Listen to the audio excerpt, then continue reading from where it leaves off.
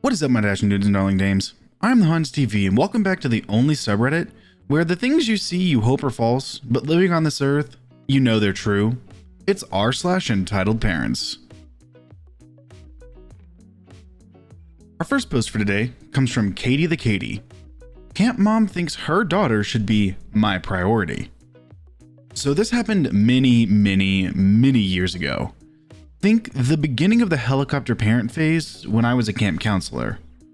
The camp I worked at was pretty low cost in a nicer area, so we had a lot of kids whose parents signed them up. But the kids would only come for part of the summer or on random days when they felt like it. One such kid was Jane, who was a 6-year-old. Jane was a sweet kid, but she came to camp like 10 days over the first 5 weeks of camp. The last week of the year was always the best week. We had field trips and did special events as a last hurrah kind of thing.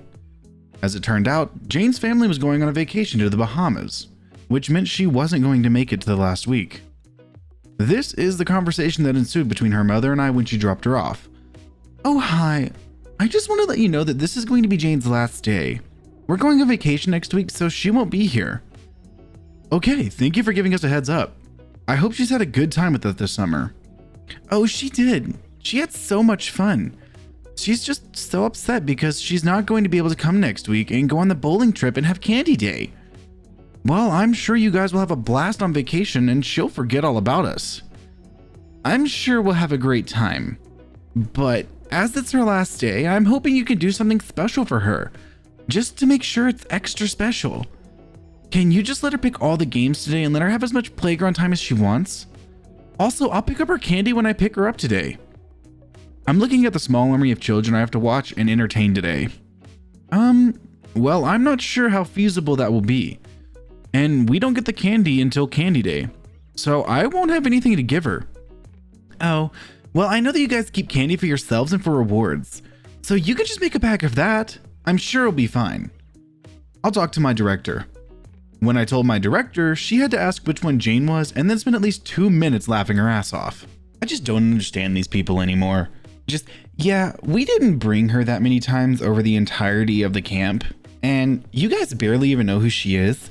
But it's her last day and it needs to be special for her, so just forget about all the other people that you're trying to take care of and just abide to her. Let her do whatever she wants. Yeah, no thanks. That's how you get spoiled people. This next post comes from K Jealous Norway 2002. Entitled mom lets her kid watch my phone and tries to take it. So a couple of years ago, I visited my dad, who lives in a city in Norway. I always had a fun time when visiting him. I decided to go down to the nearby McDonald's and eat some lunch.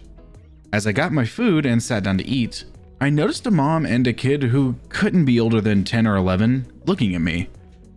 Now, I am a bit of an introvert, so I don't like being watched by complete strangers. But I decided to ignore it and to continue eating. After I finished the main meal, I still had some soda left. I took my phone and started to play some Sims free play, very popular back in the day. And the kid came over to me and sat behind me and started to watch me play on the phone. I noticed him, but I shrugged it off. The kid said, "Can I play?" I said, "No, sorry." His mother then chimed in and said, "Come on, let him play."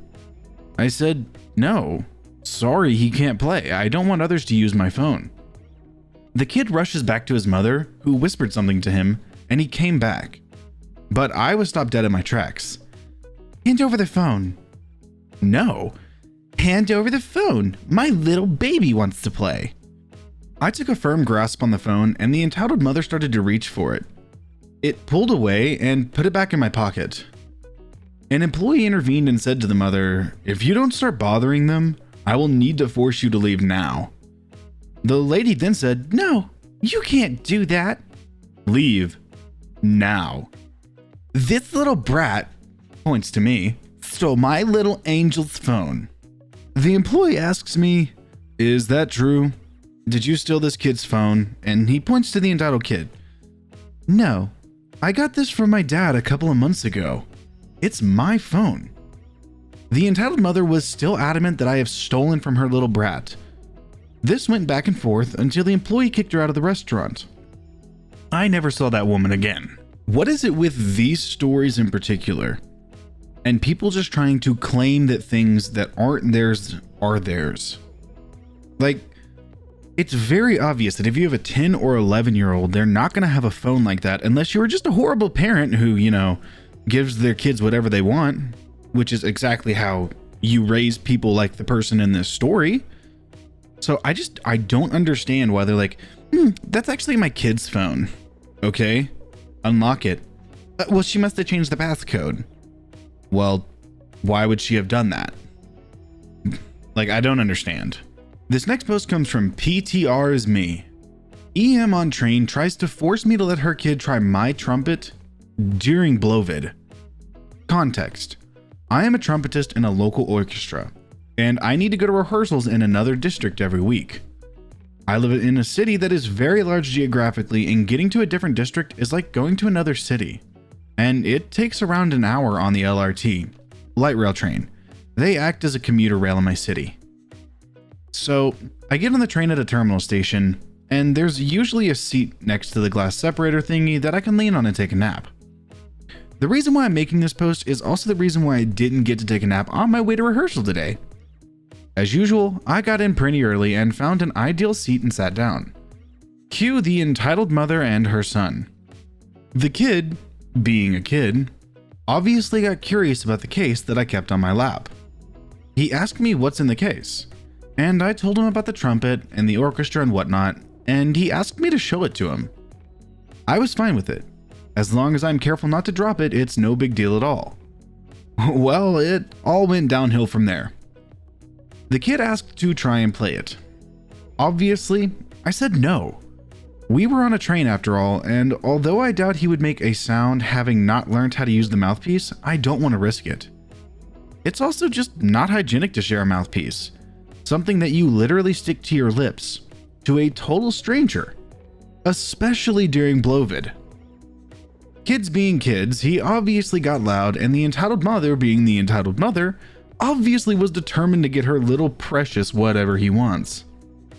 The entitled mother, who is sitting on the opposite side of me, people sit sideways on this kind of train, asks me, nicely, "Hey, what's the big deal with letting the kid play with your trumpet?" At this point, I was already triggered. I tried to stay calm as much as possible. "You see, ma'am," I point to the two mouthpieces that I have. "We blow into this, and it's a bit unhygienic to share mouthpieces. You've got two of them. Just use the other one." I use both of them. These two are for different purposes. Oh, quit being sophisticated. It's just a toy. I'm already mad at this point. I got into a decent music college with trumpet playing, and I get paid for playing the orchestra. It is obviously not a toy. Not for me. Ma'am, I play this trumpet in an orchestra for a part-time job. I wouldn't like music as a real job. Don't take yourself too seriously. Music isn't an actual job that you can feed on. She is getting pretty loud at this point. Her kid started to cry, and people around who don't know what happened stared at me as if I'm the bad guy. "You music students are truly spoiled," she continued. "Good kids study math and physics and economy. Hobos study music and art." I get paid what's equivalent to $300 per month for this, which is a decent amount for a part-time job where I live. I saved those for college. I'm sure you work a decent job as well, but I wouldn't exactly call myself a hobo. Did you just talk back to me without using honorific form of the word you in my language? Yes, I did. At that point, I didn't want her to think that I respected her or her words. I stopped talking to her, closed up the case, and left the seat. She started literally yelling at me. "Is that how you treat a person from an older generation from you at home? Unbelievable." Well, it gets even better from here. She grabbed my headphone cord and ripped them out of my ear. I was wearing it the whole time during this conversation because it sucks at soundproofing. She grabbed onto it and demanded me to apologize. But there was no way in hell I was going to. It's my station. Let go of the headphones or I'm going to call security. We have security staff on the trains, and usually they help elderly people getting on and off, stop people from smoking, etc. She did not let go. I didn't even need to call the security guy. He saw what was happening and demanded the lady and her kid to leave the train at the next stop. I finally got peace and got off one station later than where I usually get off, just so I won't be getting off at the same station with her. The station I got off at wasn't much further to the place we were rehearsing at, and the extra few cents for going slightly further was definitely worth it. I love the quote, "Like music is a real job." You know, I'm pretty sure Hans Zimmer, John Williams, they would beg to differ. And I'm sure that their billions of dollars would beg to differ too. Also, just because you are older than somebody does not guarantee you respect. I will respect you if I find you respectable. If you are respectful to me, I will be respectful to you. The moment you start causing a scene and being disrespectful, you have lost my respect, and you no longer get called ma'am, sir, blah, blah, blah in polite tones. You get dick. Our final post for today comes from Who Stole My Cake? After years of my mother's crap, she demands that my girlfriend changes herself to please ideals. Only then would she start respecting her. That's BS. About 3 weeks ago, I made a post about my mother pulling another crap. When it happened, I thought that her audacity couldn't possibly reach new heights. But as always, I was wrong. In case you haven't seen my previous posts, here's the context. All of my previous posts are about my piece of work mother. She always says how she only wants the best for me in similar things, yet she never behaved that way. What stands out most is what she did and said to break me up with someone who simply doesn't fit her. I'm going to call her Eva. Eva is part foreigner and has a skin condition, vitiligo, on a large part of her body including her face. For me, she is the most beautiful and amazing person ever. I'm happier than ever with her, and I love her more than anything or anyone else. Still, this isn't enough for my mother because immigrant family and skin bad. In the past few months, my mother developed vitiligo herself. I thought that would help with stopping her crap, and once again, I was wrong. Some of the things my mother has done: numerous insults towards Eva, making our lives hell for 1 month, publicly insulting her, trying to get me together with someone else, downplaying her serious accident and past issues, so to speak. I don't really want to elaborate. I have, of course, always done my best to protect her from my mother's BS.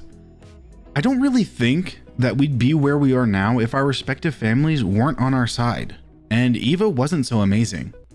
Context over.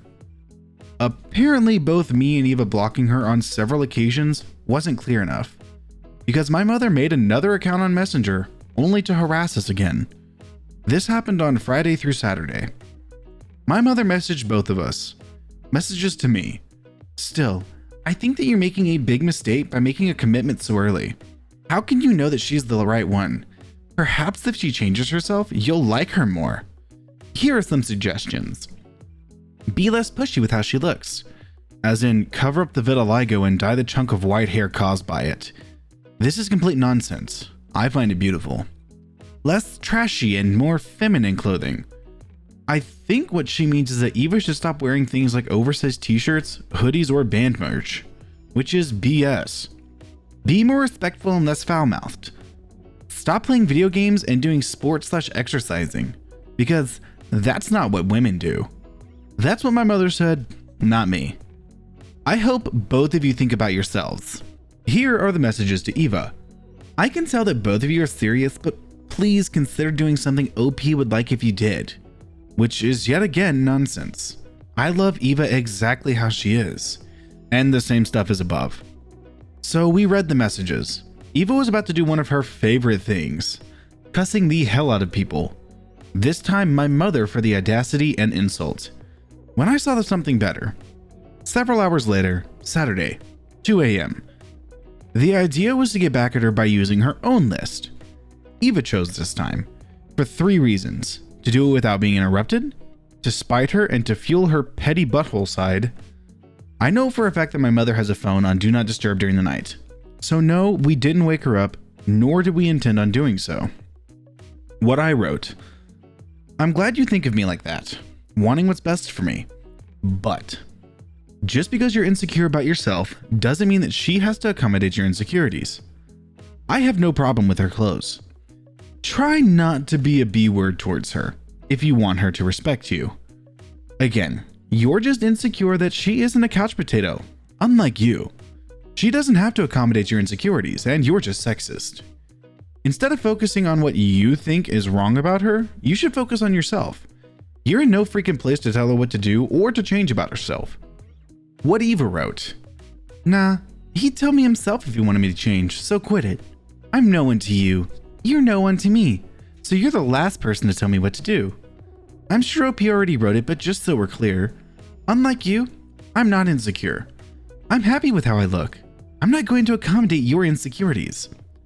I missed the part where my clothing is your business. This is what you get for being a freaking witch. Video games are for both men and women equally. Try doing some sports yourself. I hope that I made myself clear. We didn't block my mother immediately afterwards, to see her reaction and to be certain that she read it. She did indeed read it, and as you probably have guessed by now, she wasn't happy. We woke up to 5 messages from my mother, all saying how disrespectful we are towards her for just wanting to help. Knowing that she saw our messages, we blocked her without answering. Were we disrespectful? Yes, I know that. No need to slam me for that in the comments. However, what she has done in the past and this audacity to try and dictate Eva what she has to do, I believe is justified. Edit. First off, I'd like to thank you for all the support and advice. It means a lot to me and Eva. Many of you commented that I should go no contact, block her and get new numbers and make new accounts. Eva and I have been trying that for a very long time now. However, my mother still doesn't get the hint that maybe we're serious about this decision and keeps either ignoring it or making new accounts. Something that I question in this story is how was what they said honestly disrespectful? They were just telling his mother the exact same things that she told them, just in a rebuttal form. So it wasn't disrespectful, it was just desserts. It was the right thing to do in my opinion. Also, I agree that you should go no contact. And just like, if your mother really can't take the hint, you need to call her and just be like, stay out of my life. I do not want you in my relationship. I don't want you here. This is not for you to be. This is not who you are. Well, alright, my dashing dudes and darling dames, that is going to do it for today's episode of r/EntitledParents. I hope you liked the stories, and if you did, I'm going to link them in the description as always. And if you liked the video, subscribe, share, drop a like, and a comment down below what would you like to see me read next. A humongous thank you to everyone who's continued to subscribe and watch my videos. I cannot thank y'all enough for what y'all do for the channel, and what y'all do for me personally. Because seeing people continue to subscribe even though I've been on a hiatus, it really makes me understand that y'all are liking what I'm putting out. So I'm going to work my hardest to do this as well as I can. But with that being said, I'll see you in the next video.